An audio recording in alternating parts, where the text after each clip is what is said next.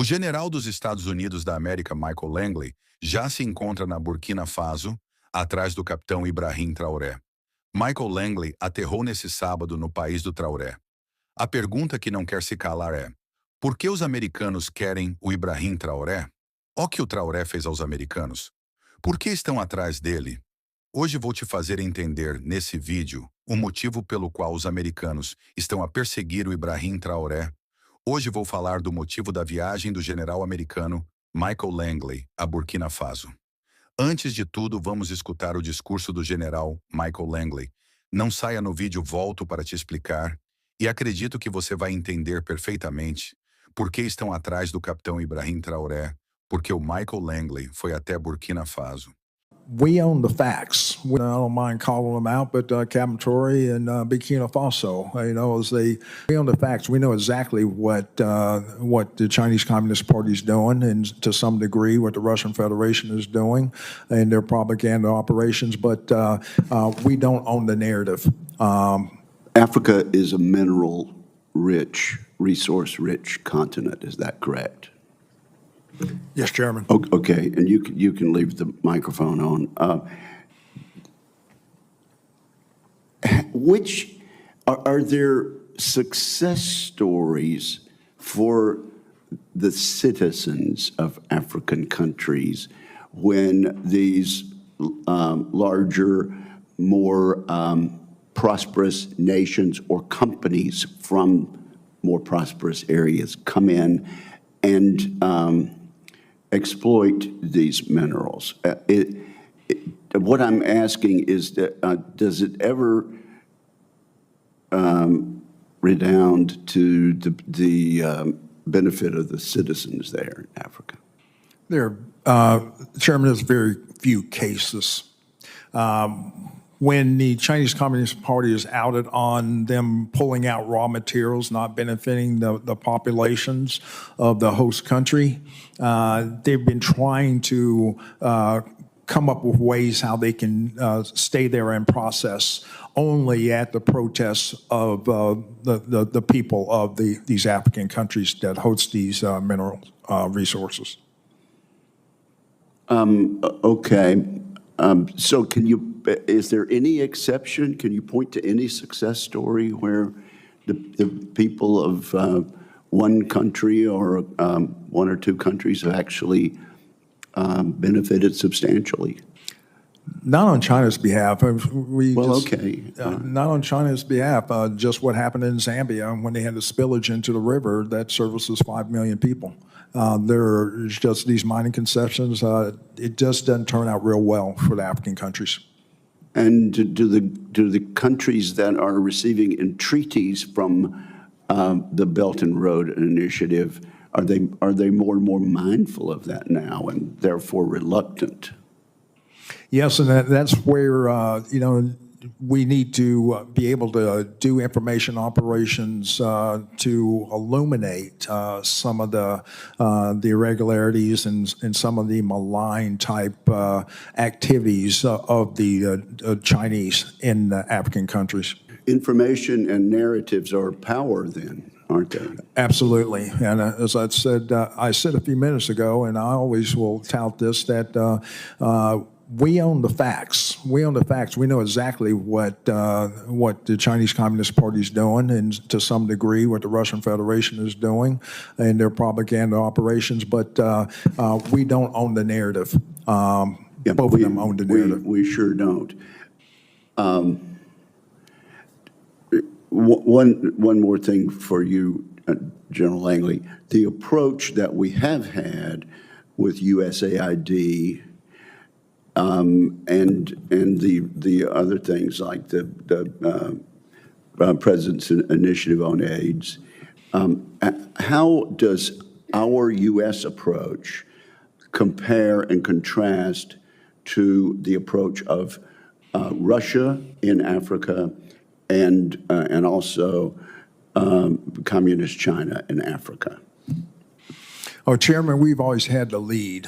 So what you're seeing in those two competitors or challengers, they're following in our wake. They see what works as far as our influence and deepening partnerships through those soft powers, whether it be health diplomacy or whether it be in development type programs. So they're following in our wake, trying to replicate what we do best. And I think the African countries know this, and so this is where, as we start to look at going forward, as State Department starts to reset these programs, looking at what worked and what didn't work, and doubling down on what does work. I think we have enough capital built up in these countries for them to ensure their stabilization and also prosperity.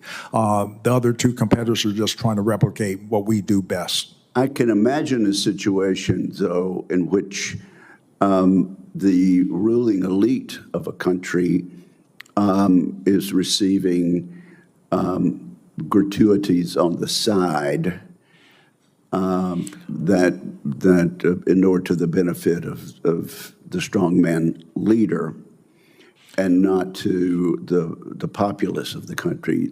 Does that sort of corruption and bribery go on with regard to the Belt and Road? Absolutely, Chairman. I see this, and I don't mind calling them out, but Captain Traoré and Burkina Faso, as they know that both, whether it's their gold reserves, that is all those proceeds are just in exchange to protect the junta regime. There's a number of examples across. Even in Sudan, what's going on with the rapid support forces and Burhan of the Sudan forces, when you get down to it, is all about the revenue that can be drawn out of that. And there are nefarious actors in the CCP or in sometimes Russia are complicit in those activities. Okay, well, you can't imagine how frustrating it seems to me that this mineral-rich continent has not been able to move to a utilization of the resources to benefit the people there. After all this time, it's a puzzle that we haven't unwound up. General Langley, as we're considering Africa under your command, we have seen, I believe, an increase with the Chinese presence on the continent, economic developments, military activities, investments on the continent. Do you see, or what would you see as the greatest concern to U.S. security and also to regional stability in the area with regard to the actions that we are observing with the Chinese?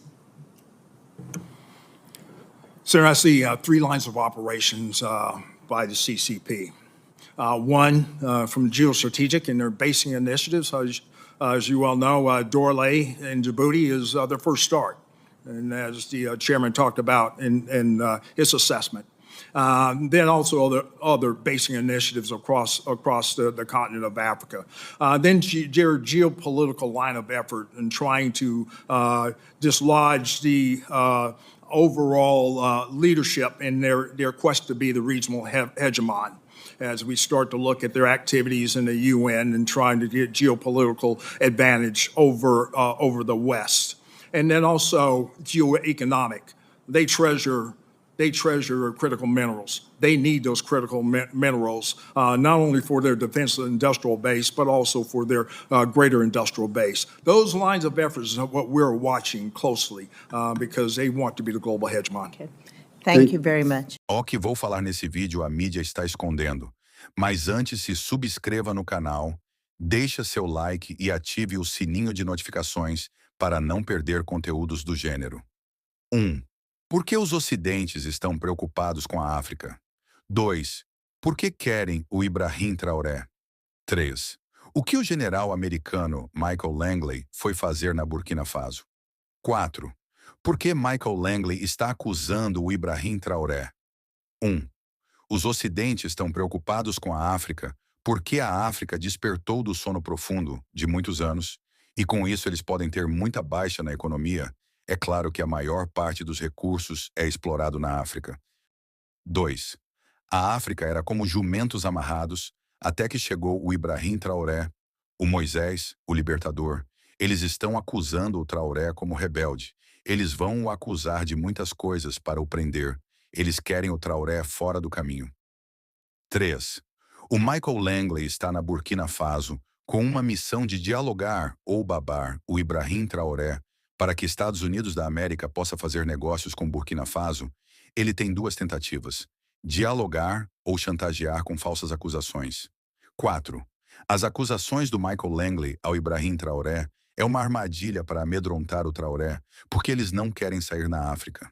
Caso eles não conseguirem ameaçar o presidente africano, Ibrahim Traoré, a África vai levantar.